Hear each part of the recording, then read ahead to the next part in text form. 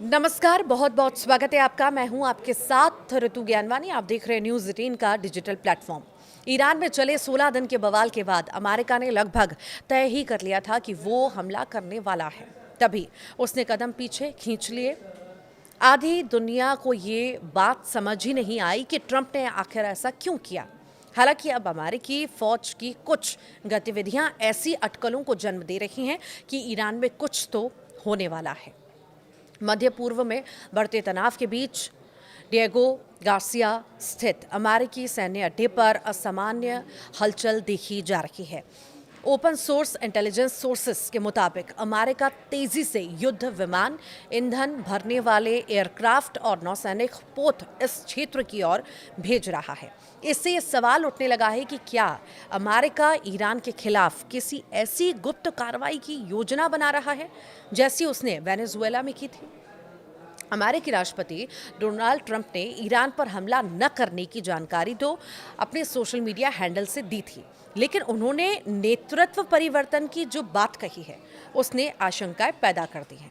अमेरिकी सेनाएं न भेजने की घोषणा तो अमेरिका की ओर से की गई थी, लेकिन खामेनेई को लेकर ट्रंप की बयानबाजी रुकी नहीं है।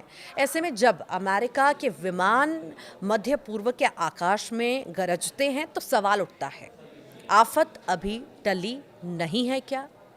अमेरिकी विमानों की क्या क्या मूवमेंट दिखी है ये भी आपको बताते हैं। तो ओसन सोर्सेस की और से बताया जा रहा है कि अमेरिका के जंगी जहाज मध्य पूर्व के आसपास के इलाके में मंडरा रहे हैं।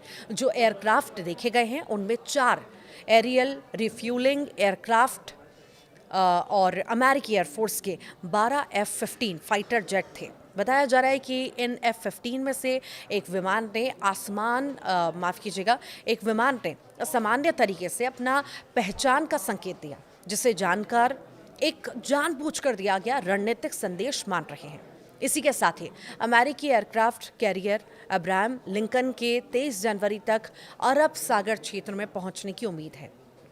डिएगो गार्सिया में C-17A ग्लोबमास्टर 3 ओपन सोर्सेस के हवाले से जो खबरें मिल रही हैं उनके मुताबिक 4 C-17A ग्लोबमास्टर 3 भारी परिवहन विमान पश्चिमी यूरोप से डिएगो गार्सिया की ओर बढ़ रहे हैं। C-17 जैसे विमान आमतौर पर सैनिकों, हथियारों और लॉजिस्टिक्स और सपोर्ट सिस्टम की तैनाती के लिए इस्तेमाल होते हैं।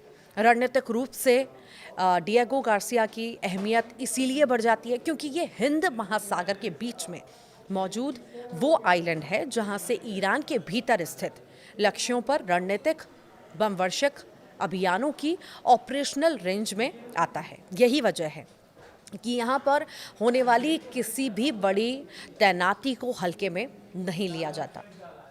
क्या ईरान में ऑपरेशन का प्लान है? सवाल अब ये भी उठ रहा है। हालांकि अब तक अमेरिका की ओर से ईरान पर सीधे हमले की कोई आधिकारिक पुष्टि नहीं की गई है, लेकिन अटकलें ये भी लगाई जा रही हैं कि इतनी बड़ी संख्या में फाइटर जेट, टैंकर विमान, ट्रांसपोर्ट एयरक्राफ्ट और एयरक्राफ्ट कैरियर की तैनाती यूं ही नहीं होती।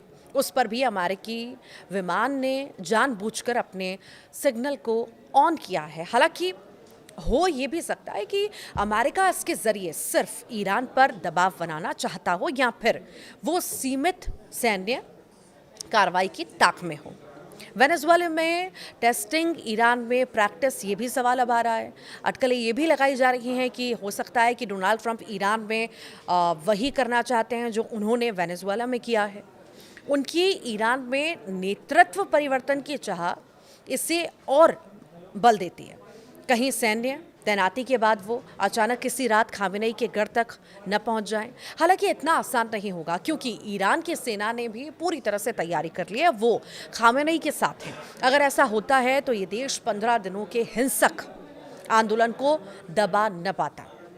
जब तक आधिकारिक घोषणा नहीं होती, ईरान में किसी सीधे अमेरिकी ऑपरेशन को लेकर स्थिति अटकलों के दायरे में ही है। लेकिन इतना साफ है कि अमेरिका किसी भी संभावित हालात के लिए खुद को पूरी तरह तैयार कर रहा है।